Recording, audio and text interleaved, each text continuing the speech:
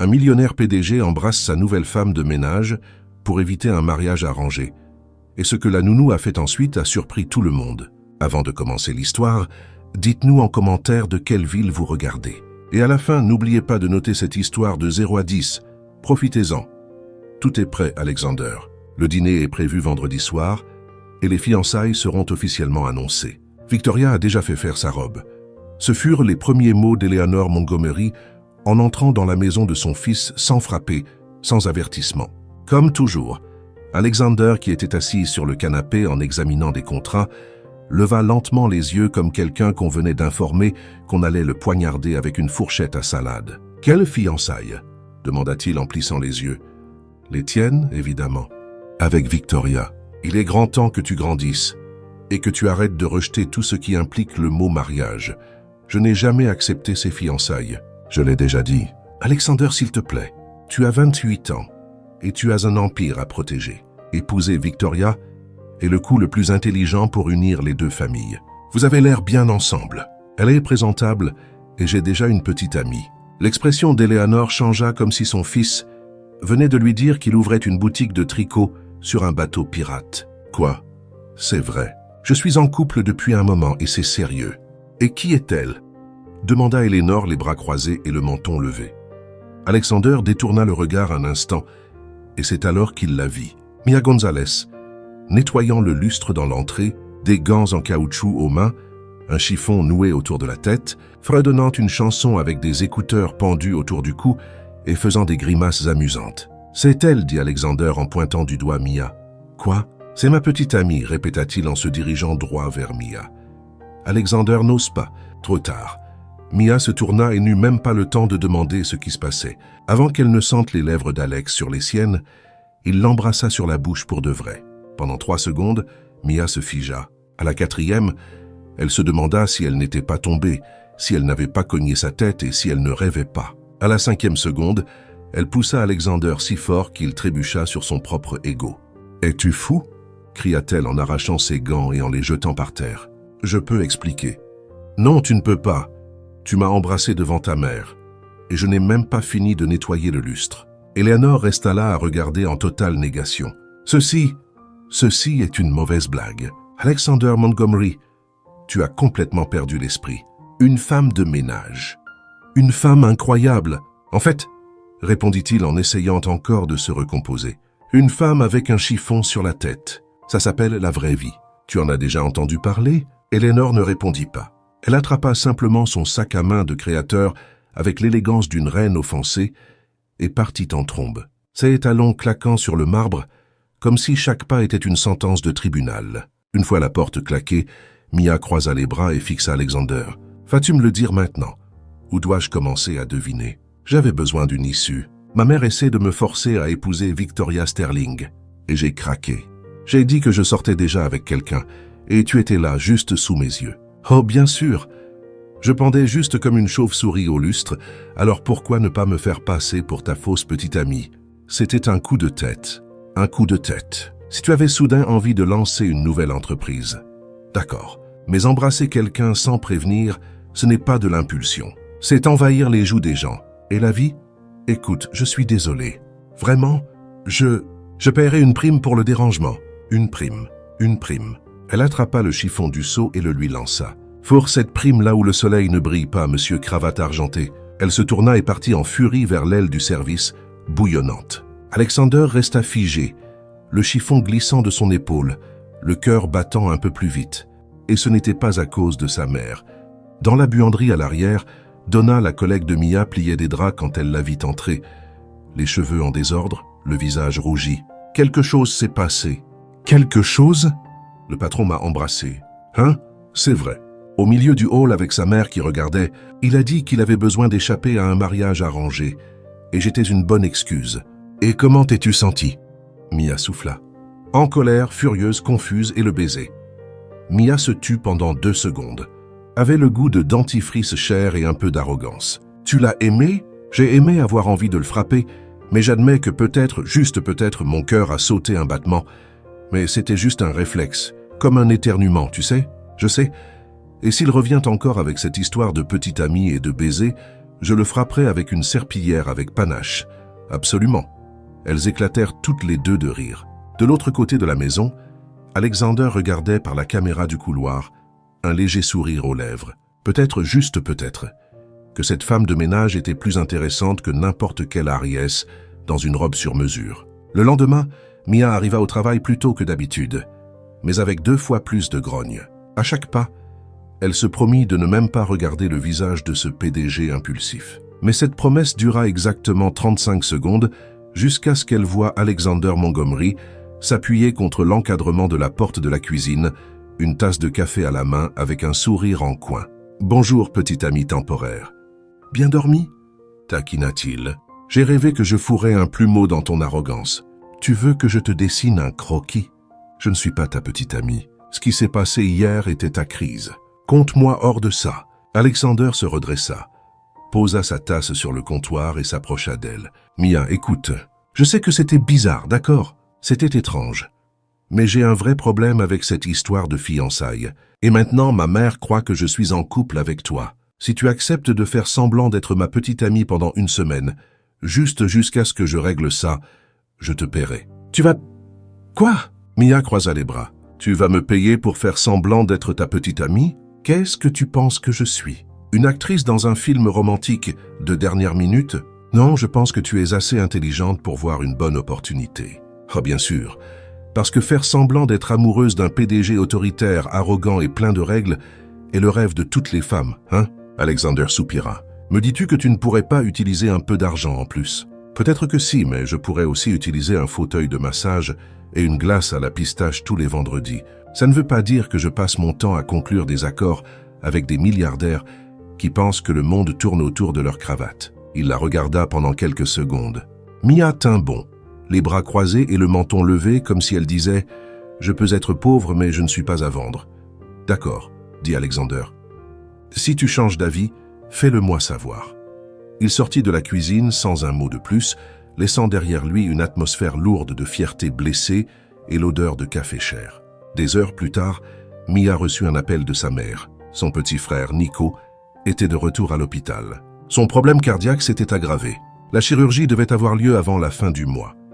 Et la liste d'attente ne bougeait plus vite que quand votre portefeuille parlait. Elle raccrocha lentement, les yeux emplis de larmes. Ce soir-là, en passant la serpillière dans le couloir, elle vit Alexander assis près de la cheminée, le téléphone à la main. Il leva les yeux en la voyant. « L'offre est toujours sur la table ?» demanda-t-elle. Il haussa un sourcil. « Jusqu'à dimanche, 5 000 $ pour la semaine. Ça va directement sur ton compte. »« 15 000, dit Mia. »« Quoi? Tasse ?» Et avec un contrat signé. Pas de baiser surprise, pas de toucher sans permission. Et j'ai des conditions. Alexander s'adossa dans le fauteuil. « Vas-y, Règle 1, ne me donne pas d'ordre. Je ne suis pas ta secrétaire. Je ne suis pas ton assistante. Je ne suis pas ton petit animal de compagnie chic. T'es d'accord? Règle 2. Pas de commentaires sur mon apparence. Ni bon, ni mauvais. Et n'essaye pas de me relooker comme un projet personnel. Tu as vraiment une liste, hein? Règle 3. Je fais ça pour mon frère. Si tu es irrespectueux, grossier ou que tu essaies de m'humilier, l'accord est rompu sur le champ. Compris? Alexander la regarda. Puis il tendit la main. Marché conclu. Mia la serra fermement. Super, maintenant écarte-toi de mon chemin. Le sol ne va pas se nettoyer tout seul. Le lendemain, les répétitions de la relation commencèrent. Nous devons pratiquer comment nous comportons en public, dit Alexander dans le jardin. Commence par m'appeler chérie. Préférerais-tu mon amour ou petit diable déguisé en prince? Chérie, c'est bien, sourit-elle. Faux, élégant, défiant. Chérie, as-tu vu ma serpillière? Je crois que je l'ai laissée dans le placard avec ma patience. Alexander prit une profonde inspiration. Mia, s'il te plaît. Essayons d'être convaincants. Bien sûr, mon cœur. Après tout, qui ne croirait pas à un conte de fées entre une femme de ménage avec des gants jaunes et un milliardaire qui n'a jamais porté 2 fois les mêmes chaussettes? Tu sais quel est ton problème? Un don naturel pour le sarcasme? Un vrai problème avec l'autorité. Elle s'approcha avec un sourire moqueur. Et toi, tu as un vrai problème avec les gens qui ne s'inclinent pas. C'est pour ça que tu es agacé. Je ne suis pas né pour baisser la tête. Alexander resta silencieux pendant quelques secondes. La vérité était que, peu importe à quel point elle pouvait être frustrante, il commençait à admirer cette attitude intrépide. Même s'il ne l'admettrait pas, pas même sous la torture. 3 jours après l'accord, Alexander entra dans la cuisine, l'air d'annoncer la fin du monde pour le mardi suivant. « Nous avons un dîner ce soir », dit-il nerveusement en ajustant sa cravate. Mia s'arrêta d'organiser les produits de nettoyage et le regarda. « Nous qui? Parce que si c'est toi et ta conscience coupable, vas-y sans moi, toi et moi avec ma famille. » Ma mère a insisté pour connaître la petite amie. « Ah bien sûr, parce que faire semblant d'être ta petite amie dans cette immense maison ne suffisait pas. Maintenant, je dois performer sur la grande scène. » Alexander soupira. « C'est juste un dîner, Mia. Tu manges, tu souris, tu fais quelques blagues polies et c'est tout. Des blagues polies. Tu me connais, hein? Mon sens de l'humour n'est pas venu avec un filtre de politesse. S'il te plaît, c'est important. » Elle le regarda pendant quelques secondes. Il y avait quelque chose de vulnérable dans la façon dont il demandait, quelque chose qui ne collait pas avec son attitude contrôlée habituelle. « D'accord. Mais si ta mère me regarde comme si j'étais un insecte dans sa salade, je mordrai en retour et tu devras gérer les conséquences. » Marché conclu. À 18 heures précises, Mia descendit l'escalier principal vêtue d'un jean sombre, d'un haut blanc avec un motif amusant, d'une veste simple et d'une paire de bottes usées mais propres. Ses cheveux étaient attachés en queue de cheval haute et le rouge à lèvres rouge était la touche finale. Alexander l'attendait dans le hall, vêtu d'un costume sombre qui coûtait probablement plus que son salaire annuel. Quand il la vit, il hésita un instant. « Tu as l'air bien » dit Alex en offrant son bras. « Merci pour l'enthousiasme débordant » répondit-elle en descendant les dernières marches. « J'espère que ta famille ne s'attend pas à un défilé de mode. Ils vont t'adorer » mentit Alexander en offrant à nouveau son bras. Bien sûr, comme un chat adore un bain froid. Le restaurant qu'Eleanor Montgomery avait choisi était le genre d'endroit où même le menu semblait juger vos chaussures. Nappe blanche en lin, serveur qui avait l'air d'avoir un doctorat en étiquette et un grand piano jouant doucement dans un coin. Alexander et Mia arrivèrent les premiers. Elle regarda autour d'elle avec un mélange de curiosité et d'inconfort. « Cet endroit est si chic qu'il a redressé ma posture » murmura-t-elle. « Ne t'inquiète pas, c'est juste de la nourriture chère sur de petites assiettes. Avec cette déco, je parie que même l'eau a un nom de famille. » 5 minutes plus tard, Eleanor Montgomery fit son entrée triomphale, suivie d'un homme grand aux cheveux grisonnants et d'une blonde impeccable dans une robe rouge qui semblait sortie d'un magazine de luxe. « Alexander ?» dit Eleanor en saluant son fils d'un baiser sur la joue, aussi froid qu'une transaction commerciale. « Et ceci doit être Mia, dit Madame Montgomery, dit Mia en tendant la main avec un sourire poli. Eleanor regarda la main comme si c'était un serpent venimeux, mais la serra rapidement. « Ce voici mon mari, Robert Montgomery, et notre chère amie, Victoria Sterling. » Contrairement à sa femme, sourit Robert chaleureusement. « Un plaisir de vous rencontrer, Mia. Alexander nous a dit que vous vous êtes rencontrés d'une manière plutôt inhabituelle. Votre fils a une façon très unique de faire une première impression. » Victoria s'avança avec un sourire qui n'atteignait jamais tout à fait ses yeux. « Quelle tenue intéressante, Mia, vintage. En fait, c'est de la dernière collection Target solde, » répondit Mia avec bonne humeur. « Mais merci pour le compliment. Votre robe est belle, elle aussi. Elle a dû coûter plus de 6 mois de mon salaire. » Le sourire de Victoria tiqua légèrement. Pendant le dîner, Eleanor attaqua avec la subtilité d'un tank. « Alors, Mia, Alexander nous a dit que vous travaillez à la maison. Que faites-vous exactement ? » « Je m'occupe du nettoyage et de l'organisation. En gros, je m'assure que tout brille et sente bon. »« Comme c'est pratique, » dit Eleanor en coupant son saumon avec une précision chirurgicale. « Très surtout quand on travaille avec des gens qui font beaucoup de désordre, » répondit Mia en regardant droit vers Victoria. Robert ricana doucement, essayant de le cacher avec une gorgée de vin. « Et vos projets pour l'avenir » continua Eleanor. « Prévoir de rester dans le nettoyage. »« Pour l'instant, oui. C'est un travail honnête et j'entretiens ma famille avec ça. Je ne vois pas de problème là-dedans. » « Bien sûr que non, dit Victoria suavement. C'est admirable comment certaines personnes peuvent se contenter de la simplicité. Mia mâcha lentement avant de répondre. « C'est vrai. Je suis facilement satisfaite. Je n'ai pas besoin de grand-chose pour être heureuse. Je suppose que c'est un talent que tout le monde n'a pas. » Alexander observait les échanges avec une admiration croissante. Mia n'était intimidée par personne. « Et comment vous êtes-vous amoureux ?» demanda Robert sincèrement intéressé.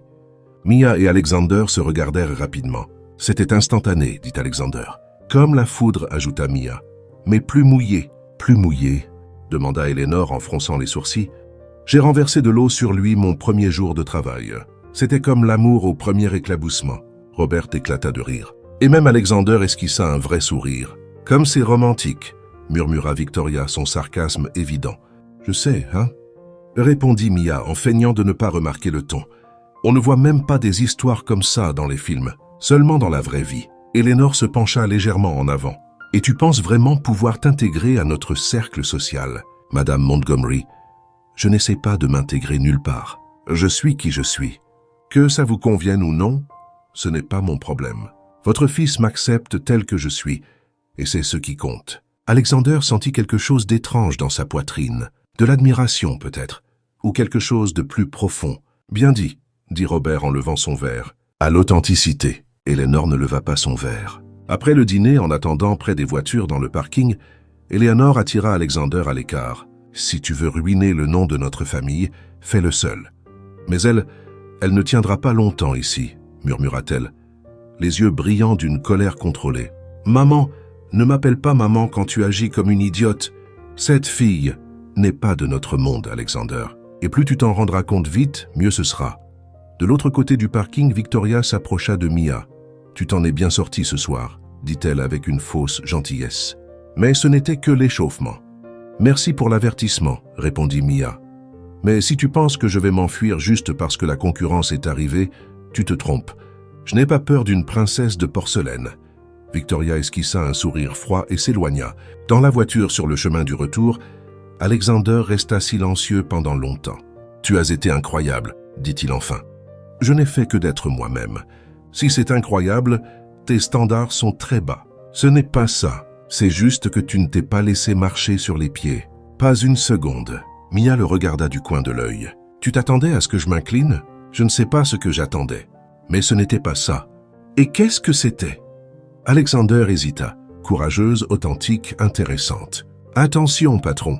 À ce rythme, tu pourrais finir par m'aimer pour de vrai. » Il sourit mais ne répondit pas parce que, honnêtement, cette possibilité commençait à ne plus sembler si impossible après tout. Le matin après le dîner désastreux, Mia arriva à la maison déterminée à garder les choses normales. Après tout, faire semblant d'être la petite amie d'Alexander Montgomery n'était qu'un travail temporaire, et la maison ne se nettoierait pas toute seule. Elle était dans la cuisine en train d'organiser les ustensiles quand elle remarqua que le vieux grille-pain faisait un bruit étrange à chaque utilisation. De petites étincelles jaillissaient du cordon effiloché, et elle savait qu'il ne faudrait pas longtemps avant que quelqu'un se blesse. « Un problème de plus à réparer », murmura-t-elle en attrapant un tournevis du placard à outils. Mia avait toujours été douée pour les réparations.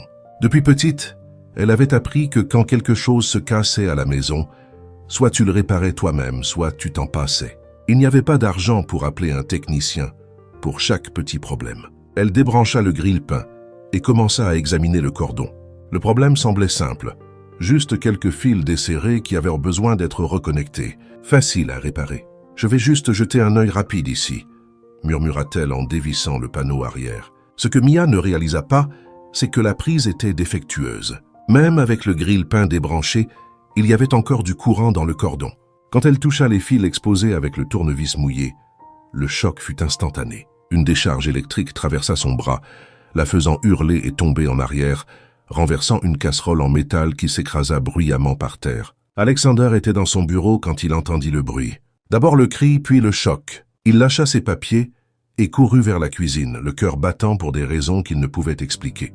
Il trouva Mia par terre, tenant son bras gauche et respirant fort. Elle était pâle, et il pouvait voir une petite brûlure rouge sur sa main. « Mia, que s'est-il passé ?» Il s'agenouilla près d'elle, touchant doucement son épaule. Le grille-pain était cassé. « J'ai cru que je pouvais le réparer », dit-elle entre deux respirations courtes, clairement en douleur. Alexander regarda l'appareil cassé et les fils exposés. « Tu as pris une décharge électrique. Tu peux te lever ?» « Je crois. » Elle essaya de se lever, mais chancela. Le choc avait affaibli ses jambes. Sans hésiter, Alexander la souleva dans ses bras, ignorant complètement ses protestations. « Hé, je peux marcher. Ne sois pas têtue maintenant, Mia. Je t'emmène à l'hôpital. »« À l'hôpital ?» C'était juste un petit choc. Pas besoin de tout ce drame. Ta main est brûlée et tu tiens à peine debout. On va à l'hôpital. Fin de la discussion. Pendant les 15 minutes de trajet vers les urgences, Alexander conduisit avec une attention qu'il n'avait pas ressentie depuis des années. Il jetait un œil à Mia sur le siège passager à chaque feu rouge, vérifiant si elle allait bien. « Arrête de me regarder comme si j'étais sur le point de mourir », dit-elle en remarquant son inquiétude. « J'ai eu pire en essayant de réparer la douche de l'appartement de ma mère. Ça ne me rassure pas du tout. Tu es bien trop tendu pour quelqu'un qui joue juste le rôle de fausse petite amie. » Alexander resta silencieux. Elle avait raison. L'inquiétude qu'il ressentait allait bien au-delà d'une obligation contractuelle. À l'hôpital, il insista pour rester avec elle dans la salle d'examen, même quand elle dit qu'elle pouvait y aller seule. Il se tint près du lit pendant que le médecin examinait sa brûlure et posait des questions sur l'accident. « Chanceuse, le choc a été bref, » dit le médecin. « La brûlure est superficielle. Je vais appliquer une pommade et la panser avec de la gaze. Ce sera comme neuf dans une semaine. » Après avoir traité la main de Mia et donné les instructions de soins, le médecin partit, les laissant seuls dans la pièce. « Tu vois, je t'avais dit que ce n'était pas grave, » dit Mia en secouant sa main bandée. « Tu aurais pu être gravement blessé. Pourquoi ne m'as-tu pas appelé pour réparer le grille-pain? Parce que je sais réparer les choses. Toujours. Et parce que tu appellerais probablement un technicien qui facturerait 200 $ pour remplacer un fil de 5 cents. » Alexander sourit légèrement. « Tu as une vision très pratique de la vie. Quand on grandit sans argent, on apprend à être pratique. Soit tu résous les problèmes toi-même, soit tu te passes de ce dont tu as besoin. » Sur le chemin du retour à la maison, le silence était différent. Moins tendu, plus pensif. « Parle-moi de ton enfance, » dit soudain Alexander. Mia le regarda surprise. « Pourquoi veux-tu savoir ?»« Curiosité. Tu parles toujours de te débrouiller seule, de ne dépendre de personne. Ça vient de quelque part. » Elle resta silencieuse pendant quelques instants, fixant la fenêtre. « Mon père est parti quand j'avais 8 ans. Il a juste fait ses valises un matin et n'est jamais revenu. Il a laissé ma mère avec 3 enfants et une pile de factures à payer. Je suis désolé, j'avais 2 ans à l'époque. Ma mère a travaillé 2 boulots pendant des années pour nous faire vivre. J'ai appris à cuisiner, à m'occuper de mes petits frères, à réparer ce qui était cassé parce que je devais le faire. Il n'y avait pas le choix. » Alexander écouta en silence, commençant à comprendre d'où venait toute cette détermination farouche. « Et tu ne t'es jamais mise en colère d'avoir dû grandir si vite? »« Si, beaucoup. Surtout quand je voyais d'autres enfants se plaindre parce que leur téléphone n'était pas le dernier modèle pendant que j'économisais des pennies pour acheter un nouveau cahier. Mais la colère ne paie pas les factures, tu sais. Comment as-tu réussi à garder une bonne humeur avec tout ça ?» Mia rit, un son chaleureux et sincère. Crois-le ou non, ma mère disait toujours que le rire était gratuit. Elle disait qu'on pouvait être pauvre, mais pas aigre. Que le rire était la seule chose que personne ne pouvait nous enlever. Alexander sentit quelque chose bouger dans sa poitrine. Une admiration au-delà de l'apparence, au-delà de l'attraction initiale. « Ta mère a l'air d'une femme sage. » Elle l'est. Elle disait « Les hommes riches sont comme la glace au chocolat belge. Irrésistibles en apparence, mais à la fin ils te rendent malade à l'estomac. » Alexander rit sincèrement. Pour la première fois depuis qu'ils s'étaient rencontrés, il rit vraiment à une de ses blagues. « Donc, suis-je une glace au chocolat belge? Pire, ta glace au chocolat belge avec un enrobage en or. Jolie à regarder, impossible à manger et probablement toxique. » Il rit encore plus fort. « Quelle comparaison terrible, mais nécessaire, hein ?» Quand ils arrivèrent à la maison, Alexander insista pour l'aider à sortir de la voiture, même si elle protesta qu'elle allait parfaitement bien. « Tu ne travailles pas aujourd'hui, » dit-il fermement. « Repose-toi. Je parlerai à Donna pour qu'elle couvre tes tâches. » Alexander, c'était juste un petit choc. « Je peux, non, c'est un ordre. Or maintenant, tu es le patron à nouveau. Quand il s'agit de ta sécurité, oui. » Ils s'arrêtèrent à l'entrée des employés, et Mia se tourna pour le regarder. « Merci de m'avoir emmené à l'hôpital, d'avoir attendu, de t'être soucié. Pas besoin de me remercier. Si, je dois. Je ne suis pas habitué à ça. » Habitué à quoi? Quelqu'un qui se soucie de moi. D'habitude, c'est moi qui m'occupe des autres. Alexander la regarda un instant dans la douce lumière de l'après-midi, avec sa main bandée et un sourire fatigué mais sincère. Mia semblait moins une femme de ménage rebelle et plus une femme forte et courageuse qui avait parfois aussi besoin de soins. « Mia, ne tombe pas amoureuse de moi, patron », l'interrompit-elle avec un sourire malicieux. « Parce que je suis allergique aux hommes riches. Vraiment? Je te jure, j'ai des plaques rouges. Je commence à éternuer et je perds complètement la tête. C'est une condition médicale sérieuse. » Alexander sourit. « Quels sont les symptômes? D'abord, Je commence à penser que les diamants sont jolis. Ensuite, j'aime la nourriture avec des noms français. Et au stade final, je commence à croire que le champagne est meilleur que le soda. Ça a l'air grave, très. Donc, mieux vaut garder tes distances. Pour ta propre sécurité, bien sûr. Elle fit un clin d'œil et entra, laissant Alexander à la porte avec un sourire sur le visage et une étrange sensation dans la poitrine. Peut-être qu'elle avait raison pour l'allergie aux hommes riches, mais il commençait à penser qu'il avait une condition similaire avec les femmes de ménage têtues et drôles. Et contrairement à elle, il n'était pas sûr de vouloir en guérir. Ce soir-là, en travaillant dans son bureau, Alexander se surprit à penser à la façon dont Mia avait parlé de son enfance. Sa mère apprenant à gérer les choses seule. Il y avait une force en elle qu'il n'avait jamais vue chez aucune femme de son cercle social. Victoria Sterling n'avait jamais réparé quoi que ce soit de sa vie. Elle ne savait probablement même pas changer une ampoule. Mais Mia avait essayé de réparer un grille-pain cassé parce qu'elle croyait pouvoir résoudre le problème. Il sourit, se rappelant la blague sur la glace au chocolat belge. Peut-être que c'était vrai. Peut-être qu'il était vraiment toxique pour quelqu'un comme elle. Mais pour la première fois de sa vie, Alexander Montgomery était prêt à prendre le risque et à le découvrir. Une semaine après l'accident du grille-pain, Alexander apparut dans la cuisine vêtu d'un costume encore plus chic que d'habitude, avec un air mêlant détermination et nervosité. « J'ai besoin que tu viennes avec moi à un événement ce soir », annonça-t-il en ajustant ses poignets de chemise. Mia, qui préparait une collation, se figea avec un couteau à la main. Quel genre d'événement? Le gala de charité de l'Association des affaires de Chicago. C'est important pour les affaires. Et ma mère sera là avec Victoria Augevoix. Tant de montrer la fausse petite amie à la société. Exactement. As-tu une robe qui conviendrait à ce genre d'occasion? Mia rit, mais ce n'était pas un rire joyeux. Bien sûr, Alexander. J'ai un placard plein de robes chic, caché dans mon appartement d'une chambre, juste entre les uniformes de nettoyage et les pyjamas rapiécés. Il saisit le sarcasme et eut l'air embarrassé. Désolé, je m'en occupe. Quelle est ta taille? N'ose même pas penser à m'acheter des vêtements. Je me débrouillerai. 4 heures plus tard, Mia descendit les escaliers de la maison, vêtue d'une simple robe noire empruntée à sa belle-sœur. Ce n'était pas luxueux, mais ça lui allait bien. Elle avait ses cheveux en chignon élégant et un maquillage subtil. Alexander l'attendait dans le hall, et quand il la vit, il s'arrêta net. « Tu es belle ?» dit-il cette fois sincèrement. « Merci, tu as l'air tolérable. » Il rit. « Juste tolérable. Je ne veux pas gonfler cet ego plus que ça. » L'événement se tenait dans l'hôtel le plus luxueux de Chicago. La salle était décorée de fleurs blanches, de lumières dorées et de tables élégamment arrangées. Des hommes en smoking et des femmes en robes chères se déplaçaient avec des coupes de champagne en parlant affaires et charité.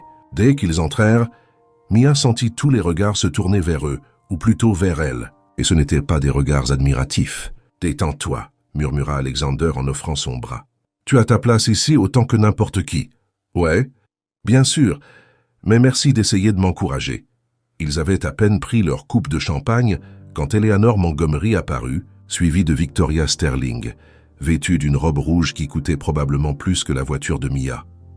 Alexander, chéri, salua Eleanor en embrassant la joue de son fils sans quitter Mia des yeux. « Quelle surprise de vous voir ici, Mia. Bonsoir, Madame Montgomery. L'événement est magnifique. Oui, n'est-ce pas? Bien sûr, vous n'êtes probablement pas habitué à ce genre d'environnement. » Avant que Mia ne puisse répondre, Victoria s'approcha avec un sourire empoisonné. « Mia, c'est une robe intéressante. Vintage encore. En fait, c'est emprunté, mais merci d'avoir remarqué. Votre robe est charmante, elle aussi. Elle a dû coûter de quoi nourrir une famille pendant 1 mois. » Le sourire de Victoria vacilla. Pendant le dîner, les piques continuèrent. Victoria fit des commentaires sur les gens qui ne connaissent pas l'étiquette sociale, tandis qu'Eleanor posait des questions comme « Avez-vous déjà assisté à des événements de ce niveau ?» Sur un ton qui rendait clair qu'elle connaissait la réponse. Mia endura tout avec dignité, répondant avec humour quand elle pouvait et l'ignorant quand ça n'en valait pas la peine. Mais la limite fut atteinte quand elles allèrent aux toilettes des dames. « Tu penses vraiment pouvoir maintenir cette comédie ?» demanda Victoria en se repeignant les lèvres dans le miroir. « Quelle comédie ?» répondit Mia en se lavant les mains. « S'il te plaît, une femme de ménage qui sort avec Alexander Montgomery. Tout le monde ici sait que c'est ridicule. Tu n'es qu'une distraction temporaire. Que je sois temporaire ou non, ça ne te regarde pas. Bien sûr que si. Je connais Alexander depuis des années. Je sais ce qu'il aime, ce dont il a besoin, et ce n'est définitivement pas une employée qui fait semblant d'être ce qu'elle n'est pas. Mia se tourna pour lui faire face. « Tu sais ce que je trouve intéressant, Victoria? Tu es si inquiète pour moi que tu as oublié de te demander pourquoi Alexander a choisi une simple femme de ménage, plutôt qu'une princesse de porcelaine comme toi. » Victoria rougit. « Quand il se lassera de ce jeu puéril, je serai encore là, comme toujours. » « Eh bien, tant mieux pour toi.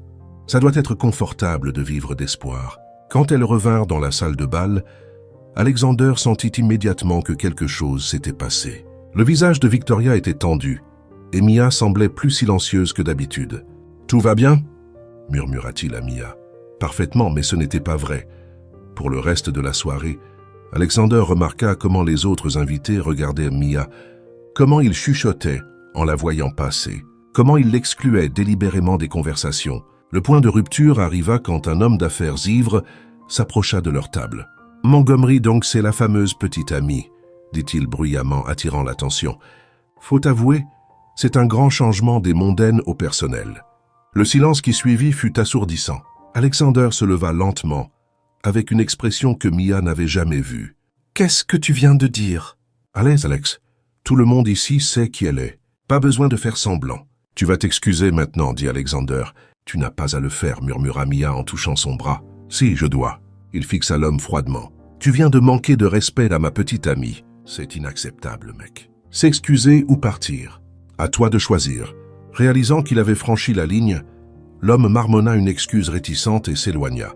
Alexander se rassit, mais Mia était déjà debout. « Je vais prendre l'air, » dit-elle en se dirigeant vers la terrasse. Il la suivit dehors sur la terrasse, avec les lumières de la ville brillant au loin. Mia s'appuya sur la rambarde, prenant de profondes inspirations. « Merci, » dit-elle quand il s'approcha pour avoir pris ma défense là-dedans. « Pas besoin de me remercier. » Ce type était complètement hors ligne. Il l'était, mais il n'avait pas tout à fait tort non plus. « Qu'est-ce que tu veux dire ?» Mia se tourna pour lui faire face. « Alexander, soyons honnêtes. Je n'ai pas ma place dans ce monde. Je n'en aurai jamais. Et tu le sais. Ça ne leur donne pas le droit de te traiter mal. Non, ça ne le donne pas. Mais ça ne veut pas dire que les choses vont changer pour autant. » Ils restèrent en silence pendant quelques instants, regardant la ville. « Pourquoi l'as-tu fait ?» demanda Mia. « Pourquoi m'as-tu défendu ?» Alexander hésita. « Parce qu'ils avaient tort, et tu ne méritais pas ça. C'est la seule raison. » Il la regarda, et il y avait quelque chose de différent dans ses yeux. « Non, pas la seule. »« Alors quoi ?»« Je ne sais pas comment l'expliquer, Mia. Tu es entrée dans ma vie et tu as tout retourné. D'une bonne façon, d'une façon frustrante. D'une façon qui me rend tout confus. » Elle s'approcha un peu plus. « Confus? Comment? Confus comme... Pourquoi tu me donnes envie de rire et de cogner un mur en même temps ?» Mia sourit. « Peut-être parce que tu n'as jamais rencontré quelqu'un qui n'avait pas peur de toi. Peut-être. » Ils étaient très proches maintenant. Alexander pouvait sentir son parfum, voir les petites taches de rousseur sur son nez. Le maquillage ne les avait pas complètement couvertes. Mia, Alexander. Pendant un instant, le monde s'arrêta. Ils se penchèrent l'un vers l'autre. Et Mia pouvait sentir son souffle sur son visage. « Vous voilà !» La voix d'Eleanor les fit sursauter et s'écarter. « L'événement se termine. Il est temps d'y aller. » Alexander soupira frustré. « Allons-y, » dit-il à Mia en offrant son bras. Dans la voiture, le silence entre eux était lourd de mots non dits. Tous deux savaient que quelque chose avait failli se produire sur cette terrasse. Quelque chose qui aurait tout changé. Et tous deux savaient qu'avant ou tard, ils devraient se l'affronter. 2 jours après le gala, Victoria Sterling était dans son bureau en train d'exécuter ce qu'elle croyait être son plan le plus brillant à ce jour. Elle avait passé des années à observer Alexander, à apprendre ses faiblesses, et maintenant elle avait enfin trouvé son talon d'Achille. Cette petite femme de ménage rebelle, qui avait fait quelque chose qu'aucune femme avant elle n'avait réussi, captait vraiment son attention. Victoria prit le téléphone et appela Marcus Webb, un homme d'affaires connu pour sa réputation douteuse et sa volonté de rendre des services en échange de bénéfices futurs. « Marcus, c'est Victoria. J'ai besoin d'un service. Un qui pourrait être très profitable pour nous deux. » 2 heures plus tard, Marcus appela la maison Montgomery pour parler à Mia Gonzalez. Il dit qu'il avait entendu parler de ses compétences en organisation et voulait l'embaucher pour un travail privé à son hôtel. Un travail qui paierait $500 pour juste 2 heures de travail. Pour Mia, encore en train de penser à la chirurgie de son frère, l'offre sonnait comme une bénédiction. J'ai juste besoin que tu organises quelques documents dans mon bureau à l'hôtel. Rien de majeur. Chambre 204. Grand Chicago Hotel aujourd'hui à 15 heures. Mia accepta sans hésiter. Ce que Mia ne savait pas, c'est que Victoria avait engagé un photographe pour être dans le couloir de l'hôtel au moment exact où elle entrerait dans la chambre. Et Marcus avait été instruit de porter un peignoir, comme s'il sortait juste de la douche. Quand elle arriva à 15h15, Alexander reçut une enveloppe dans son bureau. À l'intérieur, 3 photos. Mia entrant dans la chambre 204, Mia parlant à Marcus Webb à la porte pendant qu'il portait un peignoir, et une photo où on avait l'air qu'ils se rapprochaient l'un de l'autre. Avec les photos, il y avait une note. Je pensais que tu devrais savoir quel genre de femme tu défendais. Un ami concerné, Alexander fixa les photos, se sentant malade à l'estomac. D'abord l'incrédulité, puis la colère, et enfin une sorte de douleur qu'il n'avait pas anticipée. Quand Mia revint à la maison à 17h, elle trouva Alexander qui l'attendait dans le hall, tenant les photos avec une expression sur le visage qu'elle n'avait jamais vue. « Où étais-tu » demanda-t-il, sa voix bien trop contrôlée. « Au travail. »« Pourquoi demandes-tu » Il jeta les photos sur la table basse. « Au travail, où exactement ?» Mia regarda les photos et le sang se retira de son visage. « Alexander, je peux expliquer. »« Peux-tu » ?« Super. Alors explique pourquoi tu étais dans la chambre d'hôtel de Marcus Webb cet après-midi. Il m'a engagé pour organiser des documents. C'est tout ce que c'était. Des documents dans sa chambre d'hôtel avec lui en peignoir. Il a dit qu'il revenait juste de la gym. Je ne savais pas qu'il serait habillé comme ça. Je ne suis même pas entré correctement. Je suis parti tout de suite. Mia, s'il te plaît, ne me traite pas comme un idiot. Je ne te traite pas. Je te dis la vérité. Alexander lui tourna le dos. Tu sais ce qui est pathétique ? J'ai vraiment cru que tu étais différente. Qu'il y avait quelque chose de réel entre nous. Les mots frappèrent Mia comme un coup de poing à l'estomac. Alexander, tu ne peux pas être sérieux. Tu penses vraiment que je ne sais pas quoi penser. Ces photos parlent d'elles-mêmes. Ces photos ne montrent rien. J'y étais pendant 5 minutes. 5 minutes que tu n'as même pas mentionnées en revenant, parce que je ne pensais pas que ça comptait. C'était juste un boulot d'appoint avec un homme marié dans sa chambre d'hôtel. Mia sentit les larmes piquer ses yeux, mais elle refusa de les laisser couler. Tu sais ce qui fait le plus mal, Alexander ? Ce n'est pas que tu ne m'as pas cru, c'est que tu n'as même pas demandé. Tu m'as jugé avant d'entendre ma version.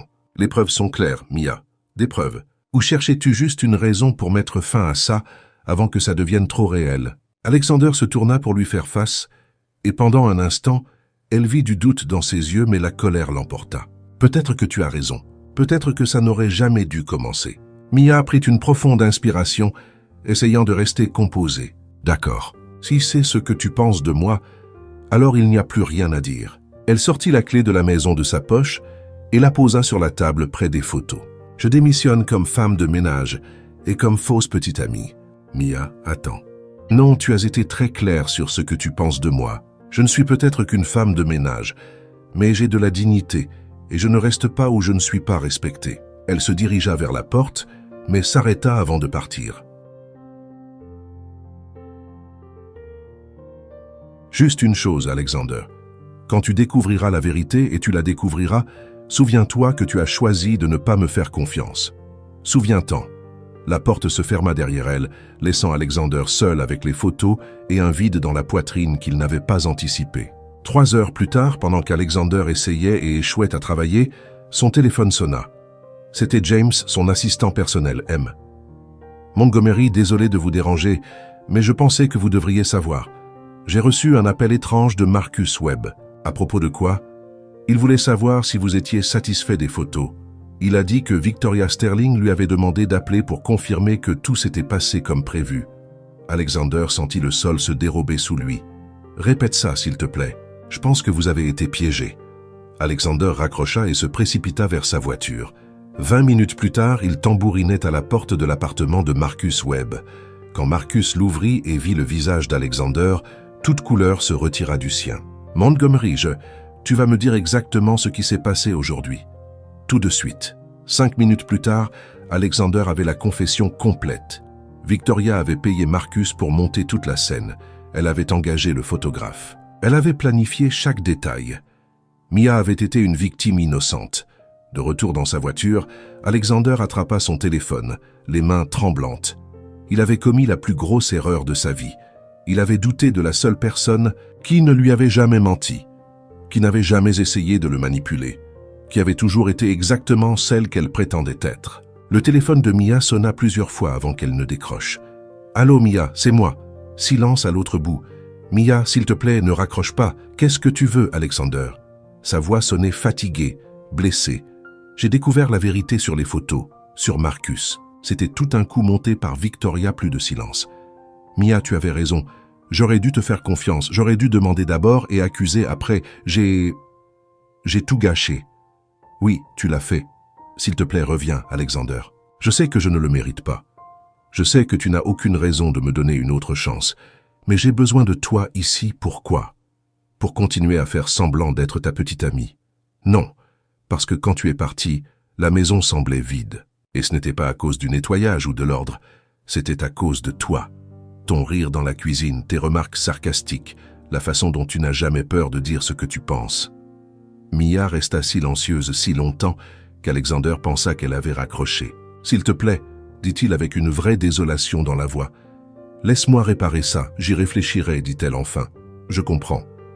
Je t'appelle demain. » L'appel se termina, laissant Alexander seul dans la voiture, le cœur battant, et un espoir fragile grandissant que peut-être, juste peut-être, il pourrait regagner la confiance de la seule personne qui comptait vraiment.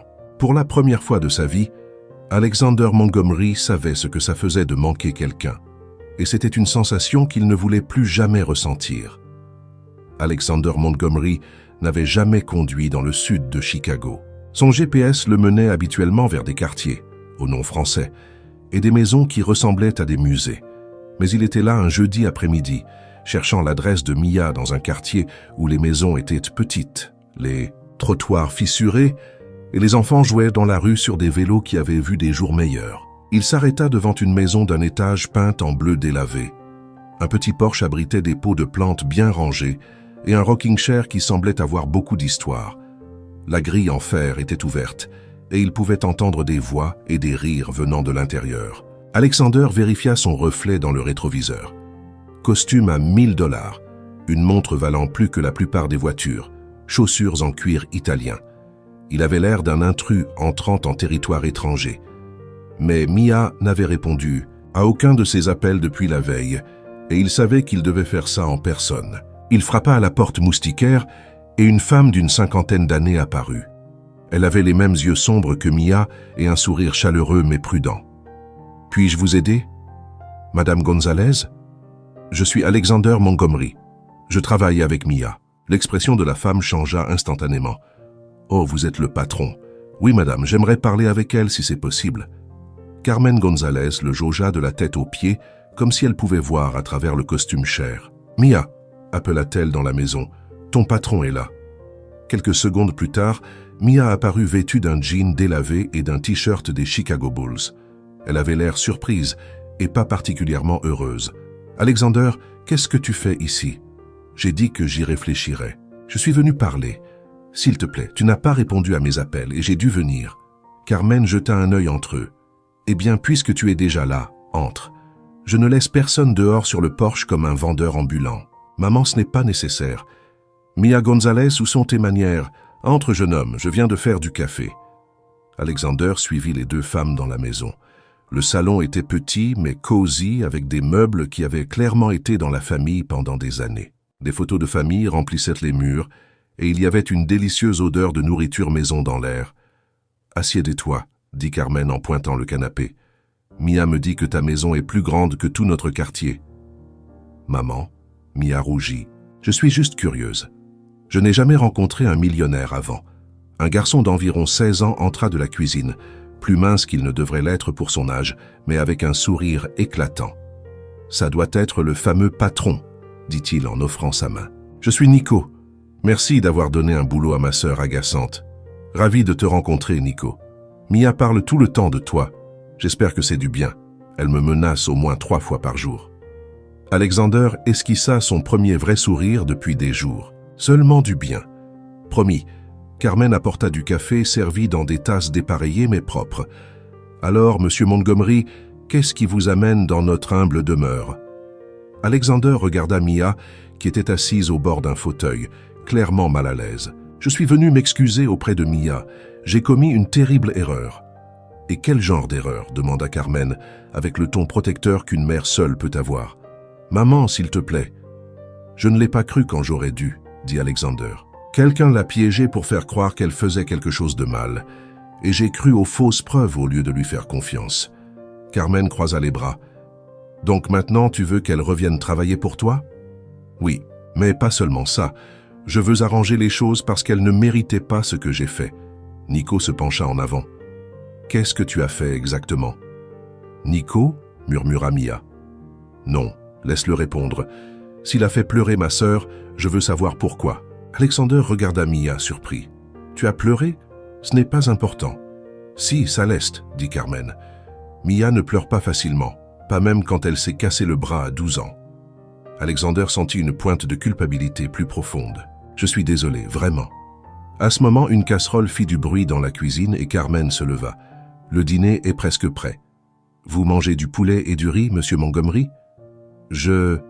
Oui. Super. Restez pour le dîner. Comme ça, vous pourrez parler correctement.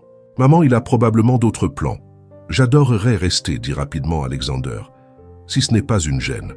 Une heure plus tard, Alexander était assis à une petite table en bois qui tenait à peine 4 personnes, mangeant du riz, du poulet rôti et de la salade sur des assiettes dépareillées mais propres. Carmen racontait des histoires embarrassantes d'enfance sur Mia.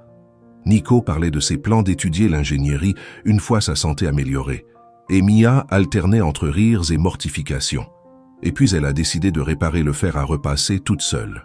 Carmen disait qu'elle avait 8 ans. Elle a presque électrocuté toute la maison. On dirait un schéma, dit Alexander en regardant Mia. Elle a essayé de réparer mon grille-pain la semaine dernière. Et comment ça s'est passé? Elle s'est pris une décharge et j'ai dû l'emmener à l'hôpital. Mia, dirent Carmen et Nico en même temps.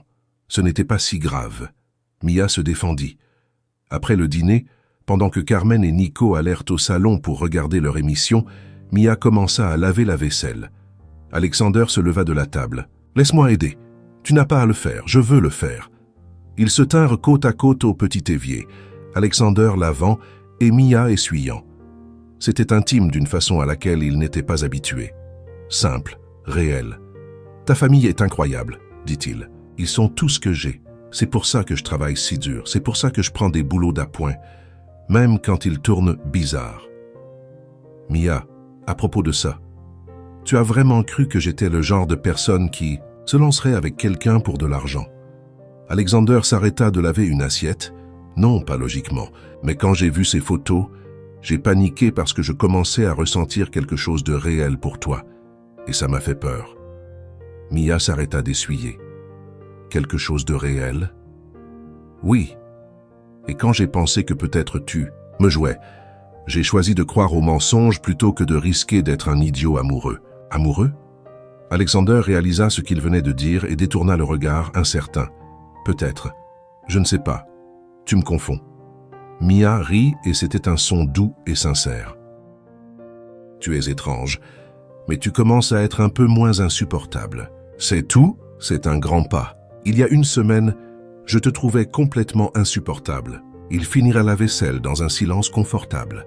Quand Mia rangea la dernière assiette, Alexander toucha doucement son bras. « Me pardonnes-tu, vraiment ?» Elle le regarda pendant un long moment. Une condition. Laquelle? La prochaine fois que quelqu'un viendra te raconter des histoires sur moi, tu me demandes d'abord. Toujours. Marché conclu. Et une chose de plus, vas-y. Tu redeviens juste mon patron. C'est tout. J'en ai fini de faire semblant d'être ta petite amie. Alexander sentit une pointe de déception. Pourquoi?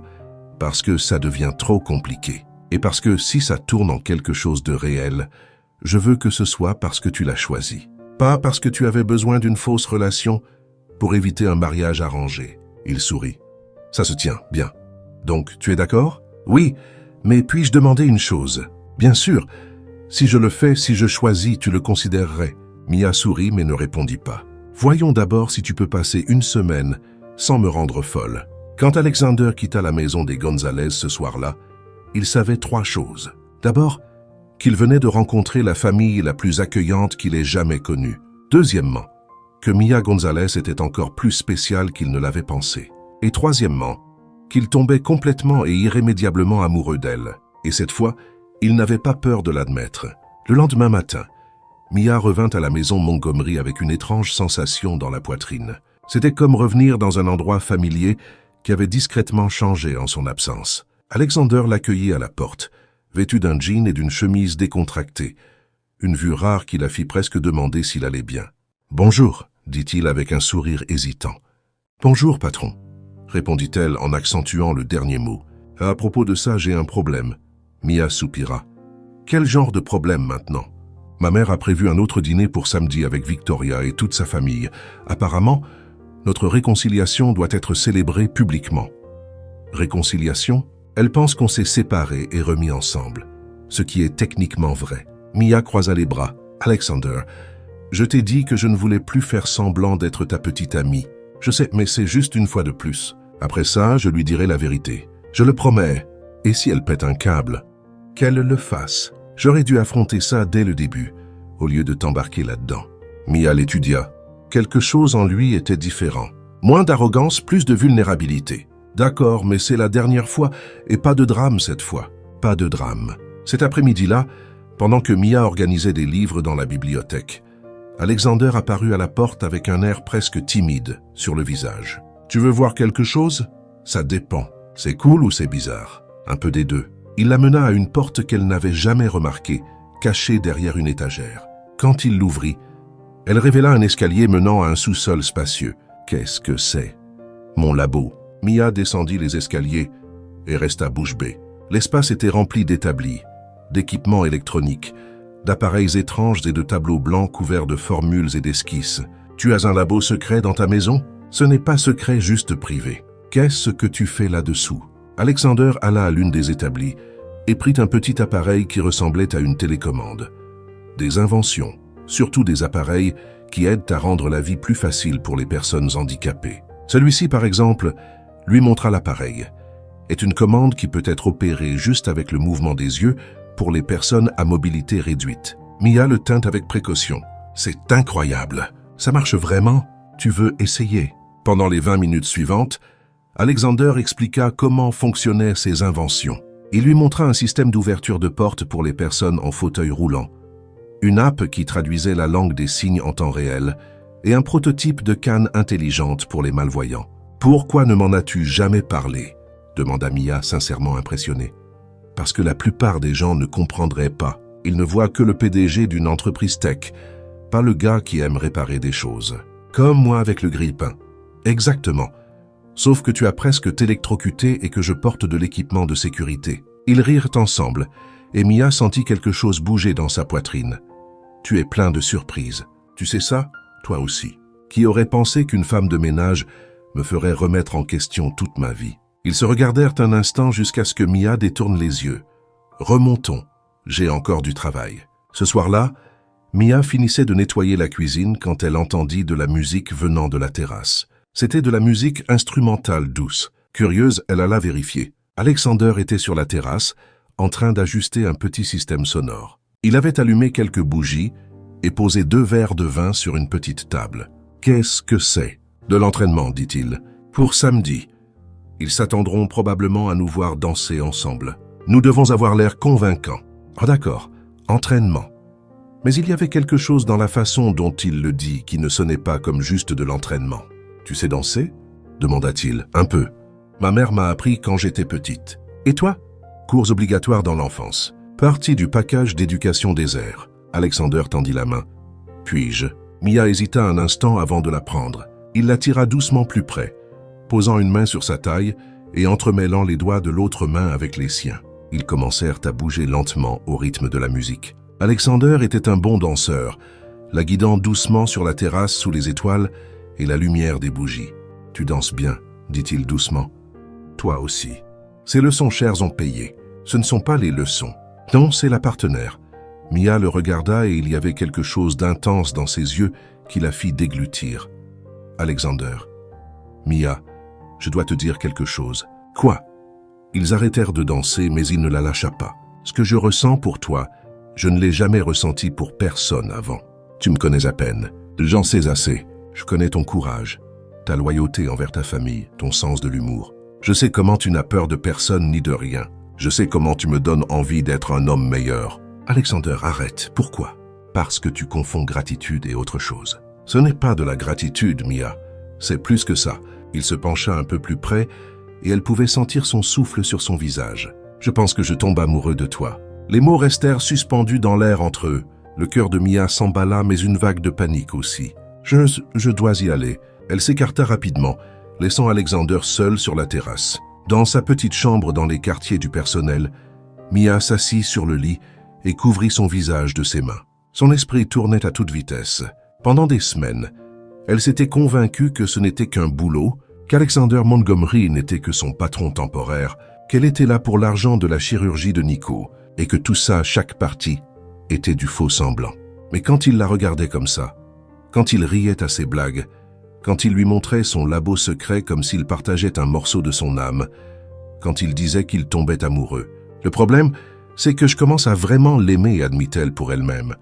Et ça la terrifiait parce qu'Alexander Montgomery vivait dans un monde complètement différent.